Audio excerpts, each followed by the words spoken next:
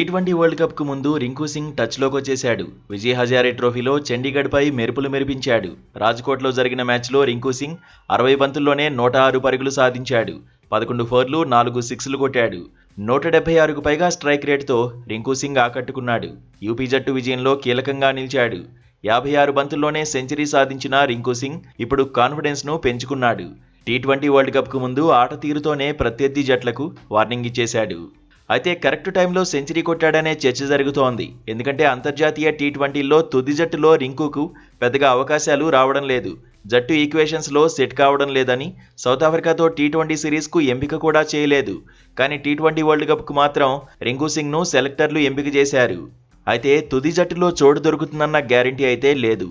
Lower ఆర్డర్లో ఫినిషర్గా రింకుకు priority ఇస్తారా, లేదంటే ఆల్రౌండర్లకే టీం మేనేజ్మెంట్ జై కొడుతుందా అనే చర్చ ఉంది. ఇలాంటి సమయంలోనే రింకు రాణించాడు. విజయ్ హజారే ట్రోఫీలో ర్యాపిడ్ సెంచరీతో మెస్మరైజ్ చేశాడు. గేమ్ చేంజర్గా మరోసారి హాట్ టాపిక్ అవుతున్నాడు. దీంతో టీ20 వరల్డ్ కప్లోనూ రింకు సింగ్ను ఆడించాలనే చర్చ మళ్లీ ఊపందుకుంది. ఆట తీరుతో ఈ ఓ ప్లేయర్ అంచనాలైతే పెంచేశాడు. భారత్ తుది జట్టులో తప్పక ఉండాల్సిన ప్లేయర్ అని అనిపించుకుంటున్నాడు. విజయ్ హజారే ట్రోఫీలో రిషబ్ పంత్ ఆకట్టుకున్నాడు. గుజరాత్తో మ్యాచ్లో బ్యాట్తో ఫైర్ చూపించాడు. హాఫ్ సెంచరీతో అభిమానులను ఫిదా చేశాడు. 79 బంతులు ఎదుర్కొన్న రిషబ్ పంత్ 70 పరుగులు సాధించాడు. ఇందులో 8 ఫోర్లు, 2 సిక్సర్లు ఉన్నాయి. ఇదే మ్యాచ్లో విరాట్ కోహ్లీ 61 బంతుల్లో 77 పరుగులు చేశాడు. దీంతో గుజరాత్పై పంతు సేన విజయం సాధించింది.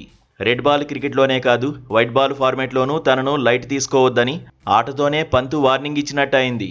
నిజానికి కొంతకాలంగా రెడ్ బాల్ క్రికెట్కే రిషబ్ పరిమితం అవుతున్నాడు. వైట్ బాల్ ఫార్మాట్లో అవకాశాలు దొరకడం లేదు. టీ20 వరల్డ్ కప్ ప్రణాళికల్లోనూ లేడు. అసలు మెగా ఈవెంట్ కోసం పంతు పేరును పరిగణలోకి తీసుకున్నట్టుగానూ కనిపించలేదు. వన్డేల్లోనూ ఫస్ట్ చాయిస్ వికెట్ కీపర్గా కేఎల్ రాహుల్ ఉంటున్నాడు. రేస్లో ధ్రువ్ జురెల్ కూడా కనిపిస్తున్నాడు. టీ20 వరల్డ్ కప్కు సంజు శాంసన్తో పాటు ఇషాన్ కిషన్ వికెట్ కీపర్ బ్యాటర్లుగా ఎంపికయ్యారు. దీంతో వైట్ బాల్ ఫార్మాట్లో పంతు వెనకబడిపోయాడన్న చర్చ ఉంది. అయితే సయ్యద్ ముస్తాక్ అలీ ట్రోఫీలో ఇషాన్ రాణించి మళ్లీ టీమిండియా తలుపు తట్టాడు. అలాగే పంత్ కూడా వైట్ బాల్ ఫార్మాట్లో సెటిల్ అయ్యే దిశగా దూసుకుపోవాలని ఫ్యాన్స్ కోరుకుంటున్నారు.